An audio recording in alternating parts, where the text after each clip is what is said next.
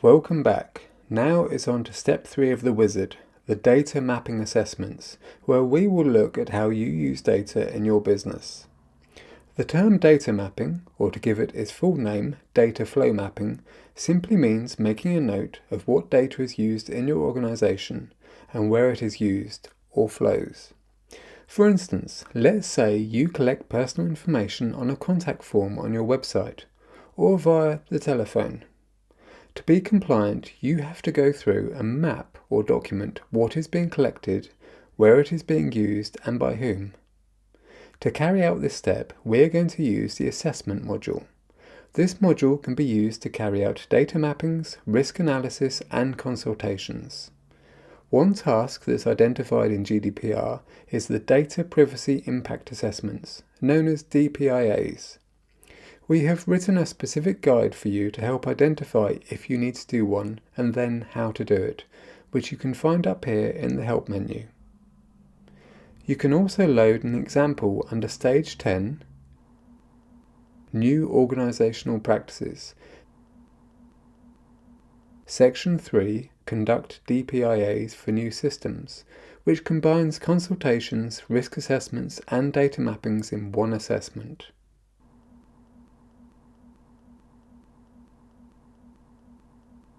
Now, back to our initial data mapping exercise. If you go back to the GDPR home, then go down to Section 3 and click on Stage 2, Records of Processing. Then click Load Sample Data. So there are 6 questions you need to be asking here. They include what type of data is being collected. For example, a customer email address. Who is collecting that data? For example, my business or someone on my behalf. Where is the data being collected? For example, my website. When is the data being collected and then used? For example, when they place an order. How is data collected and then used? For example, an order form, and we then email out their order acknowledgement. And then why is data being collected and then used?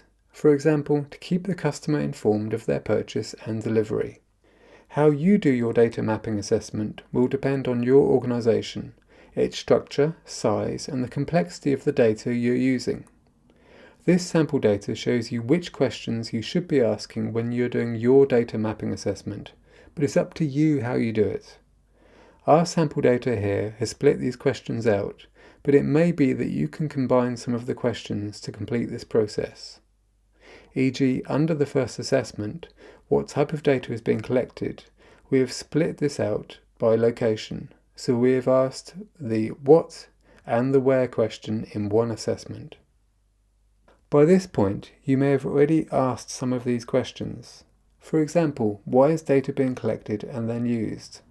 If you followed our wizard and completed step 1 for data type details, where you have already entered the justification for legal basis and consent of collecting this data, you have already done this assessment and you do not need to record it again separately.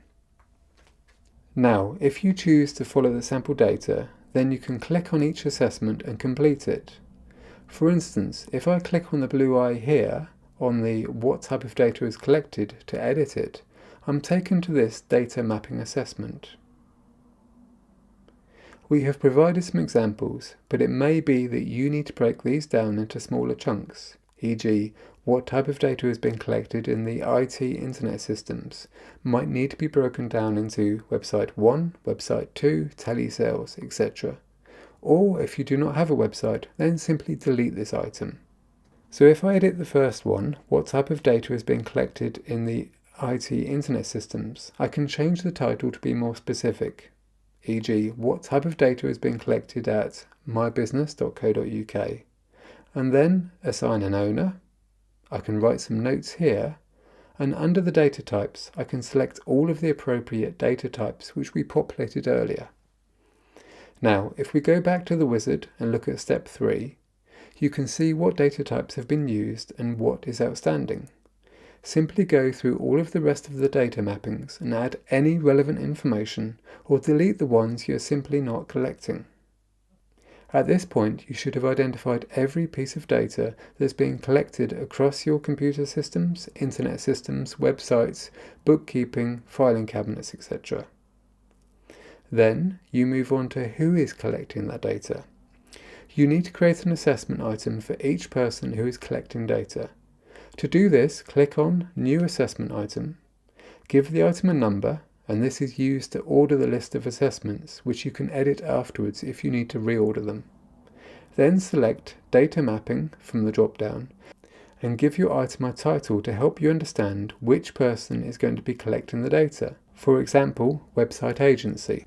Then select the owner who is collecting the data, and if they're not in the list, then go back and add them as a GDPR team member under the List menu item up at the top.